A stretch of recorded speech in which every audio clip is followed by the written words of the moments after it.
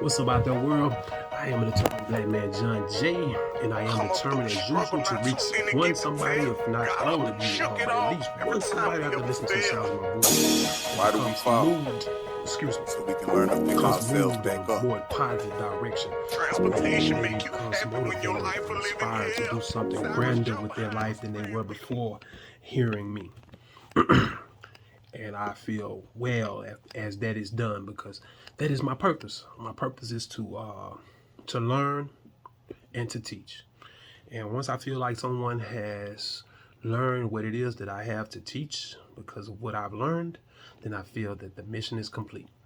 Today, I want to talk about nobody else other than Antonio Brown, one of my favorite receivers ever since about 2015, maybe, something like that.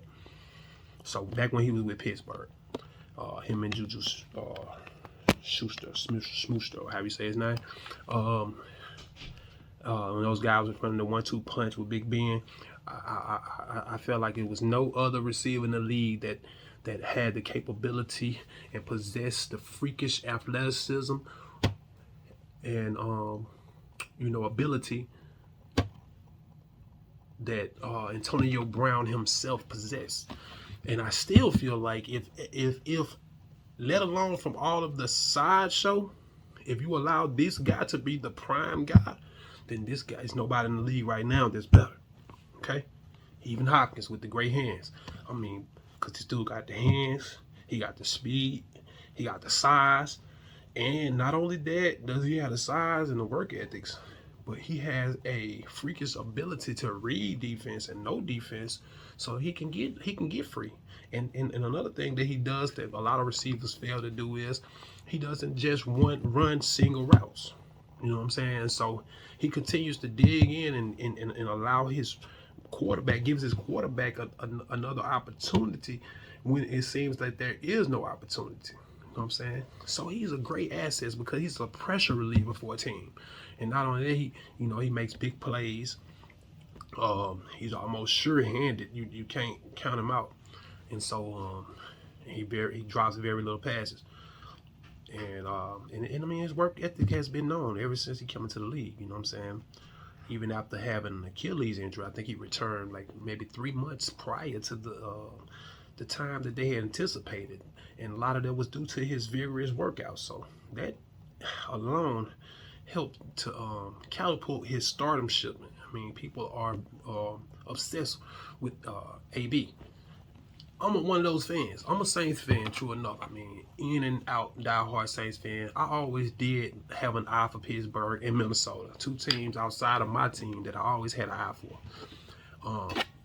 And in particular, since Pittsburgh, you know what I'm saying, let go of AB, I kind of lost the taste for them because they wasn't as tasteful anymore. They you know what I'm saying, they went to steel curtains, and they definitely couldn't perform on offense the same. They had a little run, but it dwindled down very soon. So anyway, as the world has been put on notice with the latest antics from Antonio Brown, so has I.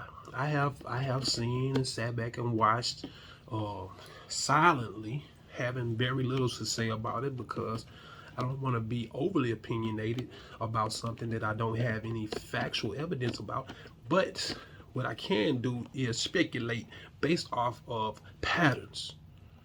And see, I've had this discussion with maybe one or two other people that I know that are sports gurus. And they tend to get a little bothered by me trying to point the blame at Antonio Brown.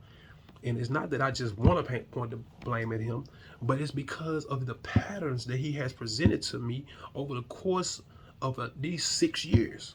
So if he continues to do the same thing, if you know what I'm saying, if I continue to see the same type of actions being presented to me by this one individual, then I can't help but to believe that this individual is the problem and not all of these different teams or other people that he's encountering that he's trying to blame it on.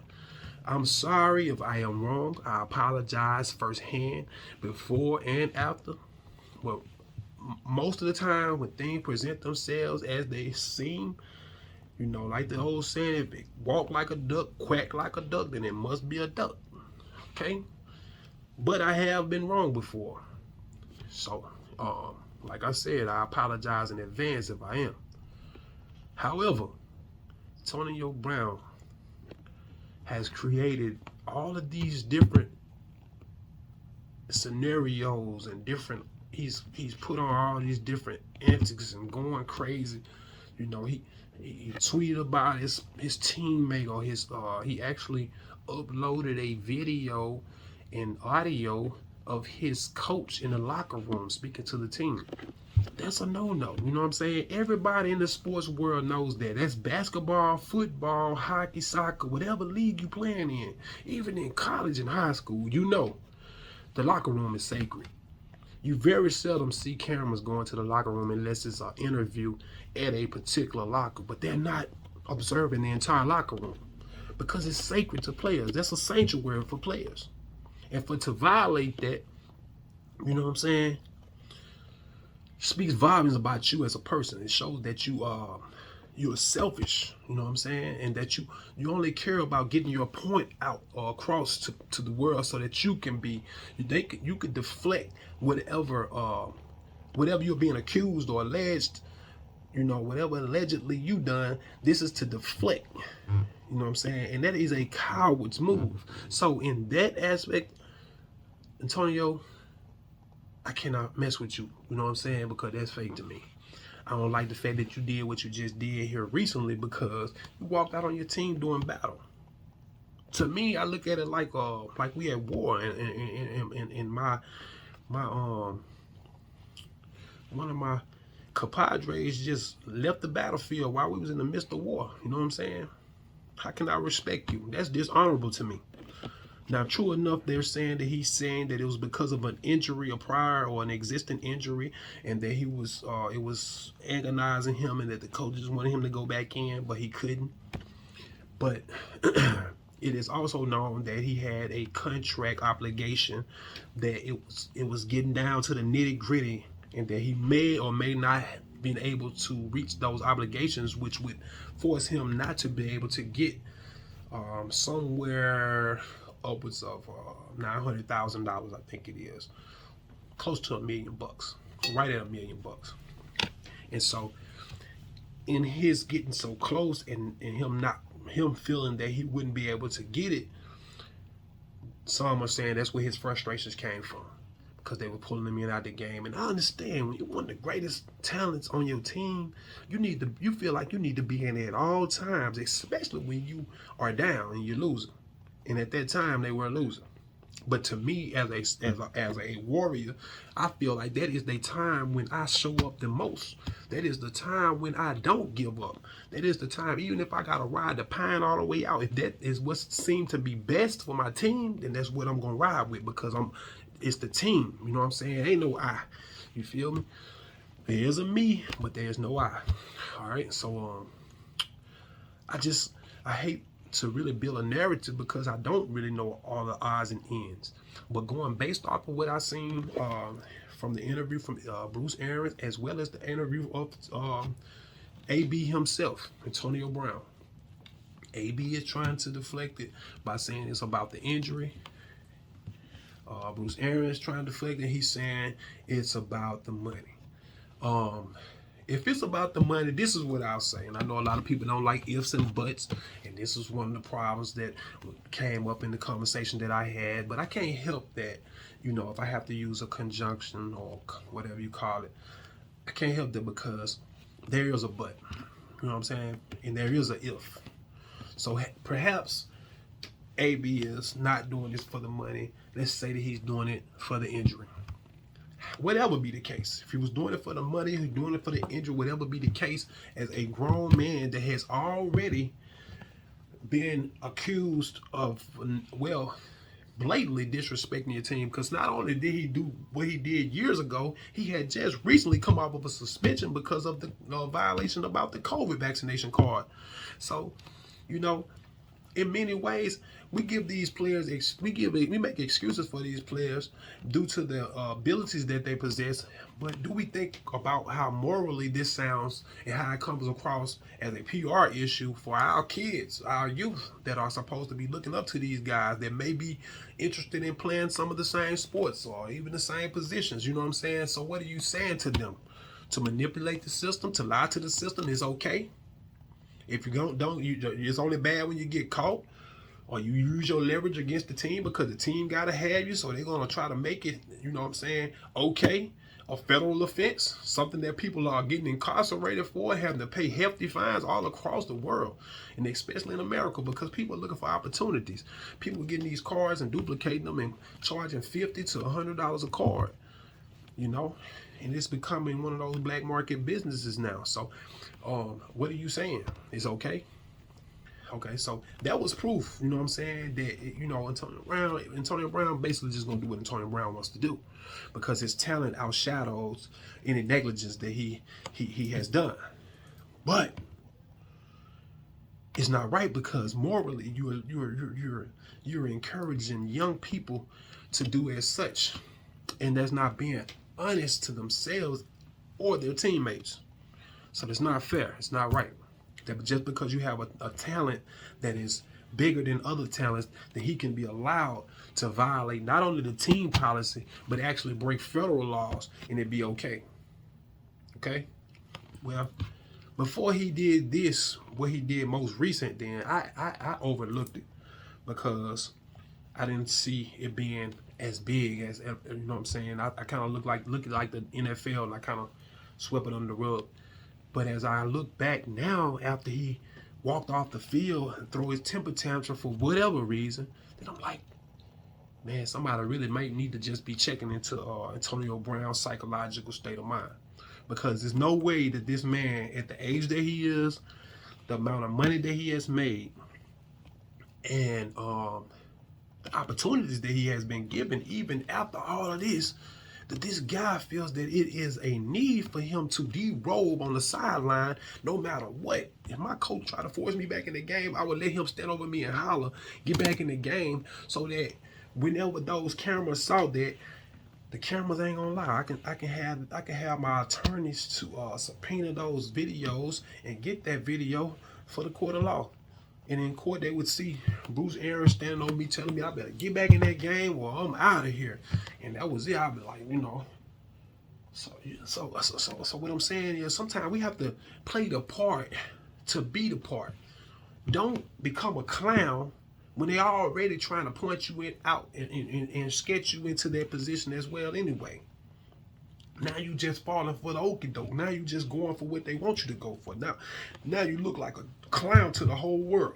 Bruce Arians could have been over there calling you a nigga, everything. Don't nobody care. Don't nobody hear that no more. Once you did what you did, it turned a blind eye to whatever really happened. You know what I'm saying? So all these excuses people making for it, I can't rock with that. Because I'm feeling like the only reason why people are doing this is because Antonio is black. And because everybody wants to cater to the goats, you know what I'm saying, or those that are of the upper echelon, you know what I'm saying. So nobody wants to be the one that say, nah, he wrong, you know what I'm saying. And I have heard a few people, Shannon Sharp and a couple other commentators, speak on it in this light as well. But nobody really just sat down and said, Antonio, you're wrong, man. You need to learn how to deal with your issues and channel your emotions differently. Nobody has sat down and said, well, let's get him some help. Let's get him some mental counseling or something. You know what I'm saying? Somebody got to step in and get this guy committed and get him some help. Because he's not just doing these things out of frustration, I don't think. I think that he really is challenged mentally with controlling his emotions. And the next thing, he may hurt himself or he may hurt someone else. Because if I know that I had an obligation to fulfill in order to get paid, I'm going to just do everything I gotta do to keep myself on that field and not remove myself from that field. He had a half a game left that game, which he probably could have got at least 2 or 3 or more of those receptions that he needed to get to the number 8. And he had a whole other game coming up. And everybody knows that with AB on the field, that team stand a better chance to win than without. Tom Brady's aware of that. The team owners, the coordinators, and all of the managers. So I don't think that it would have went untried to get the ball to Antonio Brown. I don't know if he just felt like that or if maybe it did seem it was presenting itself in that way. But the way that he took it and ran and did what he did, it don't matter no more. You've been cut from the team, so the opportunity is gone anyway. You know what I'm saying? Now, if you had to throw the fit after the game, after you played that next game, and because you didn't get those catches because they only target you 2 more times, then yeah, you would say, well, that, you know what I'm saying, maybe that was, you know what I'm saying, something that had manipulated or been altered, or they did this on purpose to keep from paying me my money. But they paid Gronk. Gronk just got his. Yeah. So anyway, you know, y'all was playing the Jets, so you know y'all gonna be able to run it up. You gonna get opportunity after opportunity. Tom Brady didn't even come out the game until he made sure Gronk got his money, and he felt like that about you. And maybe he's only cool with you because of football. I mean, you're only popular because of football, as far as I know. You know what I'm saying? You only notated for being a great football player. So yeah, I mean, he likes you because you are a great football player, and that's what he's a great football player. So he's interested in other great football players. All right, get that. So but at the end of the day, I can't make no excuses for AB. But what I can say is the NFL has been abusing and neglecting brothers for years. And y'all know exactly what shit show you sign up for when you sign up for that shit. But it don't concern you because you're getting paid millions. And you can go out here and live in these high-rise buildings or up in the mountains in these big $1 million homes and drive your big $1 million cars. You know what I'm saying? Eat at your lavish restaurants. You know what I'm saying? You look down on the rest of us that can't. You know what I'm saying? So it don't bother you until you get put in a situation. But the truth of the matter is, I've been saying it for years, that I think that all sports are nothing but all athletes are nothing but high paid. All paid athletes are nothing but high paid slaves. You make millions, they make billions. That's crumbs. That's like dollars to thousands. That's like hundreds to millions. You know what I'm saying? It's no comparison.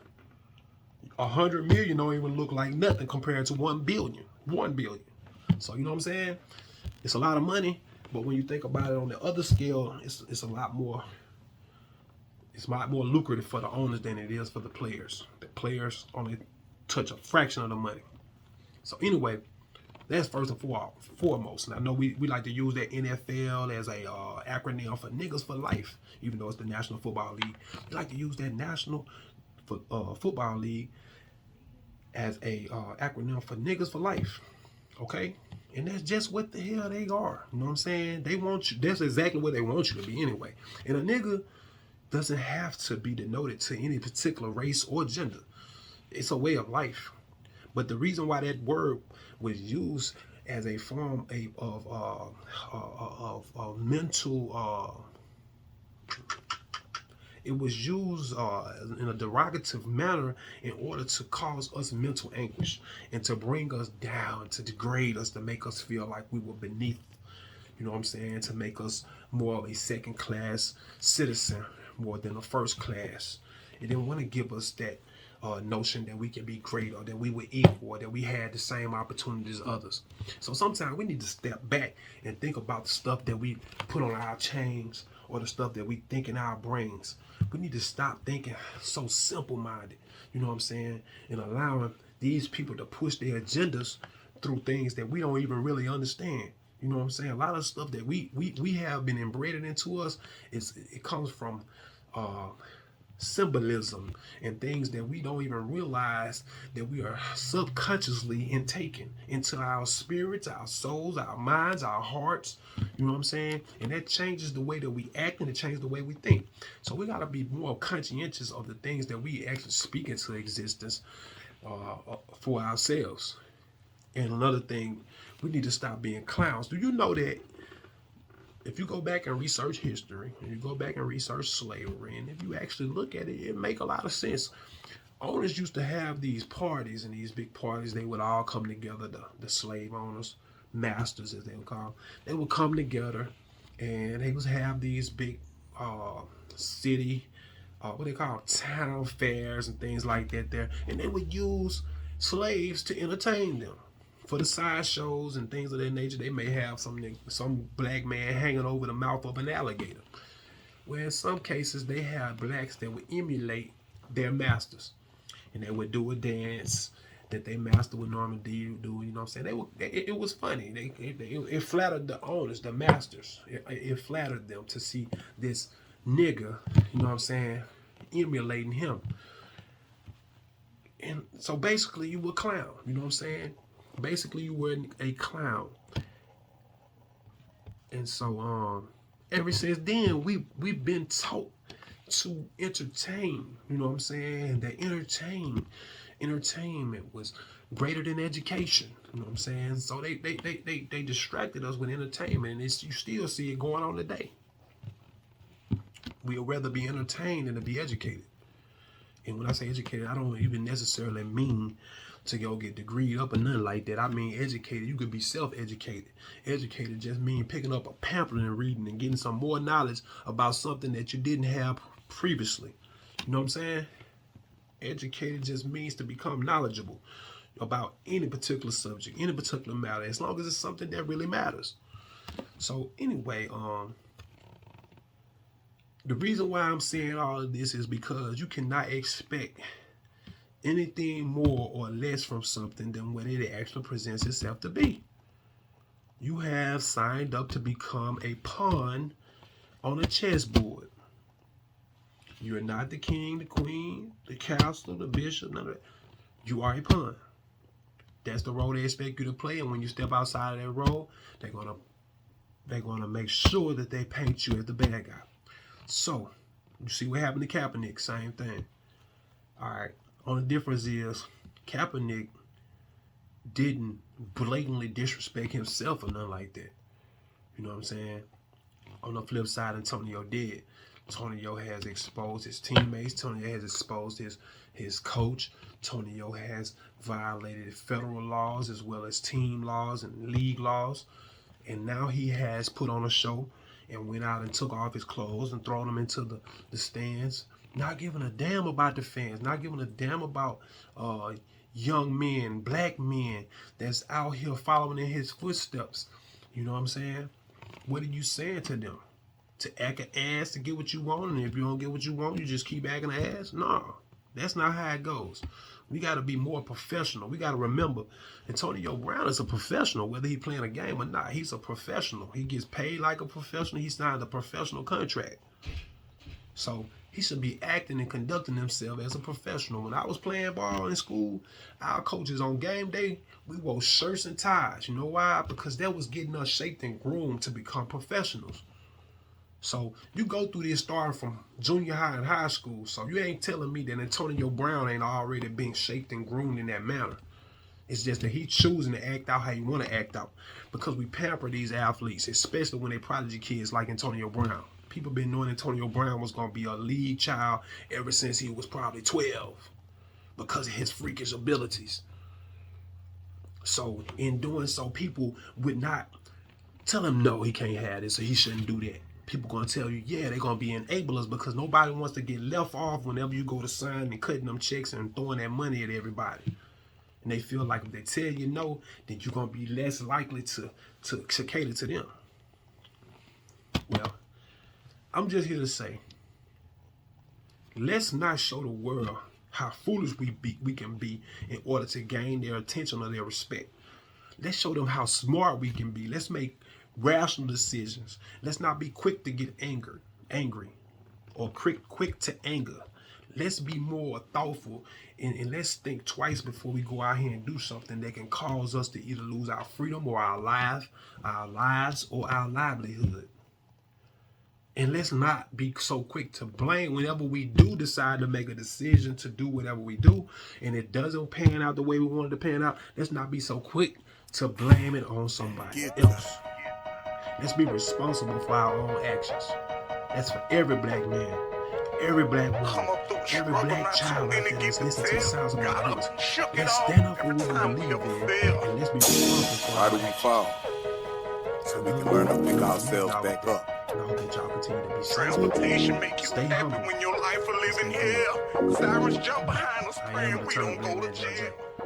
Windows Peace. skim,